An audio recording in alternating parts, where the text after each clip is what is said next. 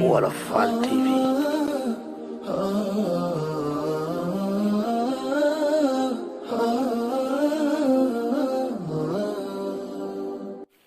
benn waxtu bi nga xam ne jigéen ci lay déglu waxi borom këram mooy su borom kër gi dee nelaw di waxtu. حبيبتي بستانها بستاني qaayida bu nekk nag am na settee. حقيقة العمر الذي أيامه في بيتها أزكى من الريحان soo bëggee sa soxna si dégg li ngay wax ne ko wax ji beneen jigéen a ko moom ci beneen jigéen la jëm.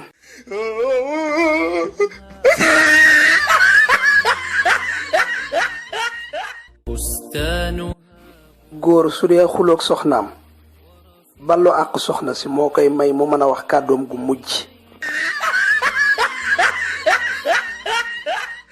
ريحاني هي أم أبنائي وروضة مهجتي وشريكتي في الفرح والأحزان هي من إذا مل الفؤاد jigéen ak fetal ñoo nuroo kenn waru leen a fowe.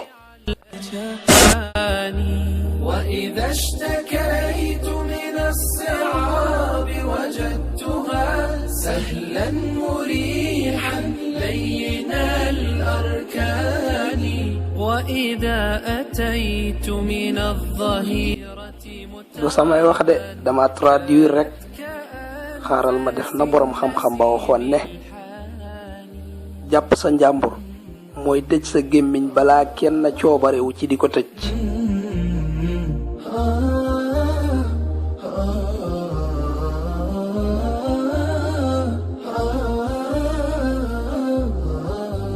في وجهها أمل وملء عيونها هي نعمة الرحمن يا إخواني نمشي على درب السلام وفي يدي يدها فتشعرني بكل أماني في وجهها أمل وملء عيونها هي نعمة الرحمن يا إخواني نمشي على درب السلام وفي يدي يدها فتشعرني بكل أمان